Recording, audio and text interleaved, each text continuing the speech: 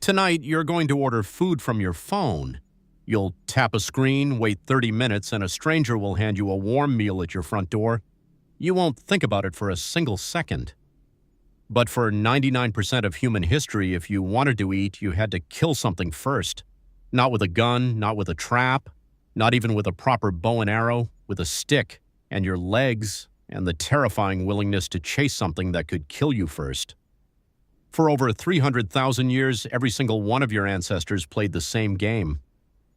Win, and the tribe eats, lose, and something eats you, and the way they won changes everything you think you know about the human body. Let's start with the problem, because the problem is embarrassing.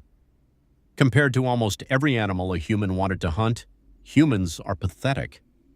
A lion runs 50 miles per hour, a zebra runs 40, a wildebeest can gore a human with one swing of its head, a mammoth weighed 6 tons, and the human standing across from all of this? Slow, weak, no claws, no fangs, skin so thin that a single swipe from a bear is a death sentence. A chimpanzee is roughly 4 times stronger than a human by weight. A gorilla could tear a person apart without trying. Even a deer can kick hard enough to crack a human skull. So, how did we survive? How did we not just survive, but become the most successful hunters in the history of this planet? The answer isn't strength. It isn't speed. It isn't even weapons. It's something so strange, so specific to our species that scientists spent decades not believing it was real. In the 1980s, a Harvard biologist named Daniel Lieberman began studying something nobody had bothered to study seriously before: human running, not sprinting, running. And what he found was this: humans cannot outrun anything. But humans can outrun almost everything over a long enough distance. A horse can gallop at 40 miles per hour, but a horse overheats after about a mile at full speed. Its entire cooling system shuts down. It has to stop or it will die. A human keeps going. This is called persistence hunting, and it may be the most brutal, most elegant survival strategy our species ever developed. The idea is simple. You don't run faster than your prey. You run longer. You chase an animal, not until you catch it, but until it collapses from exhaustion. The San Bushmen of the Kalahari Desert in southern Africa still practice this today. A hunter picks an animal, usually a kudu or a gemsbok, and simply starts following it. The animal runs away easily at first, but the hunter never stops. He follows its tracks for hours. Through midday heat that can reach 40 degrees Celsius, across terrain with no shade, no water, no rest. The animal rests periodically because that's what animals do. The human never stops, because that's what humans do. After 4, 5, sometimes 6 hours, the animal can no longer regulate its body temperature. Its muscles lock up, it stumbles, it falls, and the hunter walks up to it calmly, looks it in the eye, and finishes what he started. Anthropologist Louis Liebenberg documented these hunts in the 1980s and described watching a hunter named Karoa chase a kudu for over 4 hours in brutal heat without stopping once. When the animal finally collapsed, Karoa knelt beside it. He spoke to it. He thanked it. Because somewhere in 300,000 years of hunting, humans developed something else alongside the endurance: guilt, gratitude, the understanding that something had to die so you could live. But persistence hunting was only one method, and not every landscape allowed it. In forests, you can't see far enough to track a running animal. In cold climates, the ground is frozen and tracks disappear. In mountains, endurance alone isn't enough. So ancient humans did something else. They got smarter than their prey. Anthropologists studying ancient hunting sites have found evidence of something that should not have been possible without language, without planning, without a shared understanding of the future: coordinated ambushing. At a site in Schoningen, Germany, researchers uncovered 300,000-year-old wooden spears beside the bones of at least 10 horses, killed in the same location, at roughly the same time.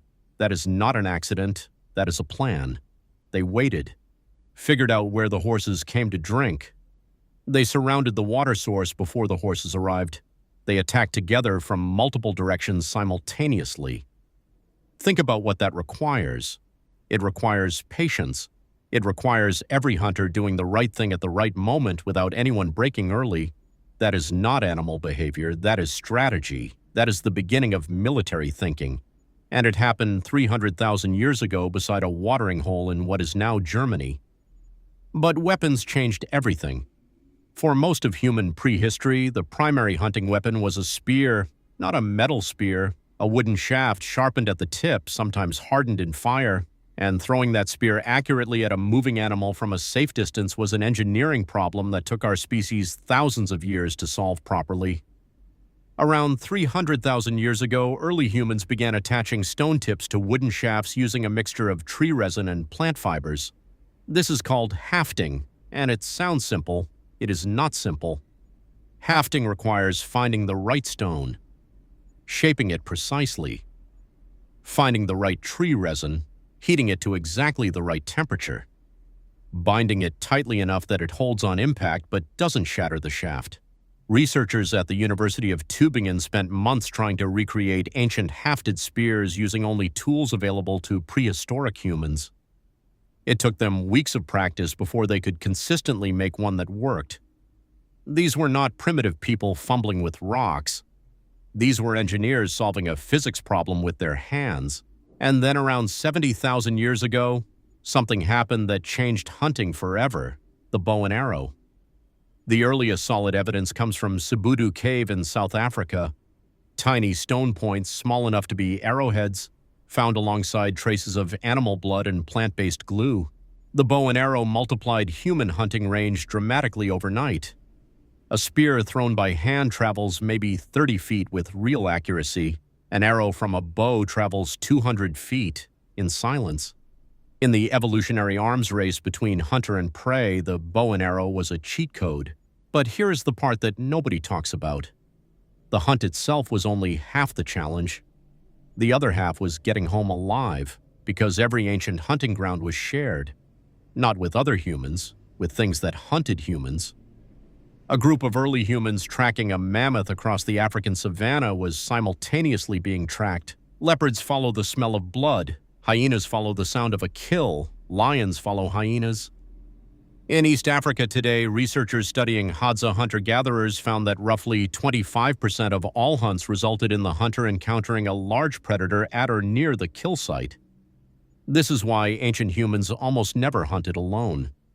The data from every hunter-gatherer group studied shows the same pattern: hunting parties, usually 4 to 8 men, moving together, watching different directions simultaneously, communicating in near silence. A lone human is prey. A group of humans with spears is dangerous.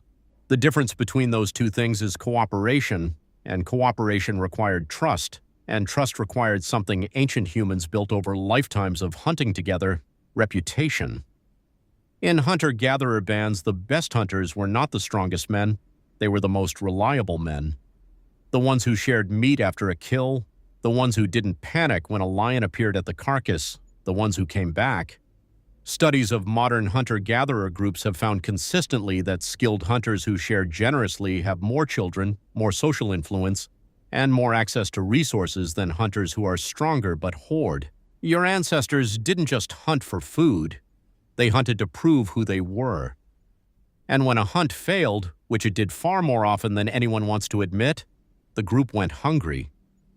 Researchers studying modern Hadza hunters found that hunts fail roughly 97% of the time. 97%. Your ancestors woke up, spent an entire day tracking, stalking, running, waiting, and came home with nothing, and then did it again the next day and the next. The average successful large animal kill for a Hadza hunter happens roughly once every 30 days. Everything in between was roots, berries, insects, whatever the women had gathered while the men were gone. This is the detail that changes the whole picture. For most of human prehistory, women's gathering provided 60 to 80% of the group's actual calories. The dramatic mammoth hunt that fills every documentary and museum exhibit? It fed the tribe for a week. The women's daily foraging fed them for the other 3 weeks of the month. Men hunted for the feast, women gathered for survival. Both were necessary. Neither was more important. And ancient humans knew it. And somewhere nearby, the hunters who had fed them, who had gone out into the cold with wooden spears and come back with something, were still sleeping, still planning, still keeping the group alive one kill at a time. For 300,000 years, that was the deal. You went out, you faced things that wanted to kill you, you came back with something, or you didn't come back. And tonight, when you tap that screen and wait 30 minutes for food to arrive at your door, somewhere underneath all of that comfort, the same ancient body that chased kudus across burning savannas and waited silently beside watering holes in the dark is still inside you, still restless, still scanning, still built for something that no longer needs doing. But now you know what it was built for. That's all for today. If this made you think, subscribe. The next one goes even deeper.